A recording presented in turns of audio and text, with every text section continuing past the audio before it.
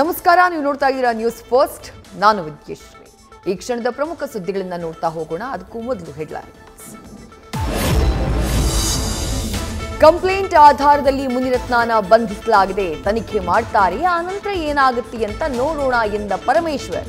ಇದರಲ್ಲಿ ದ್ವೇಷದ ರಾಜಕಾರಣ ಎಲ್ಲಿದೆ ಅಂತಾನು ವಿಪಕ್ಷ ನಾಯಕರಿಗೆ ಪ್ರಶ್ನೆ.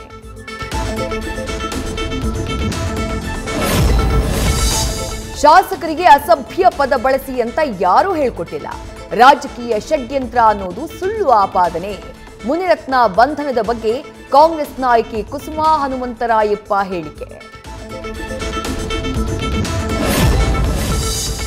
ನಾಗಮಂಗಲ ಗಲಭೆಯಲ್ಲಿ ಕೇರಳದವರು ಬಂದು ಹೋಗಿಲ್ಲ. ಕೇರಳ ವ್ಯಕ್ತಿಗಳ ಕೈವಾಡದ ಬಗ್ಗೆ ಚಲುವರಾಯಸ್ವಾಮಿ ಸ್ಪಷ್ಟನೆ. ಇದನ್ನ ಬೆಳೆಸುವುದಕ್ಕಿಂತ ಶಾಂತಿ ಕಾಪಾಡಬೇಕು ಅಂತ ಮನವಿ.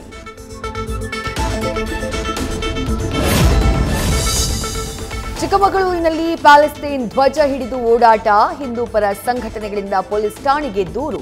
ಕಿಡಿಗೇಡಿಗಳನ್ನ ಬಂಧಿಸದೇ ಇದ್ರೆ ಹೋರಾಟದ ಎಚ್ಚರಿಕೆ.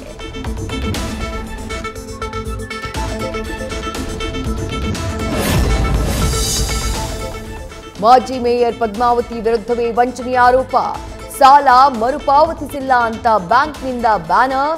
ಈಗಾಗಲೇ 65% ಹಣ ಪಾವತಿ ಮಾಡಿದ್ದೀನಿ ಅಂತ ಪದ್ಮಾವತಿ ಸ್ಪಷ್ಟನೆ.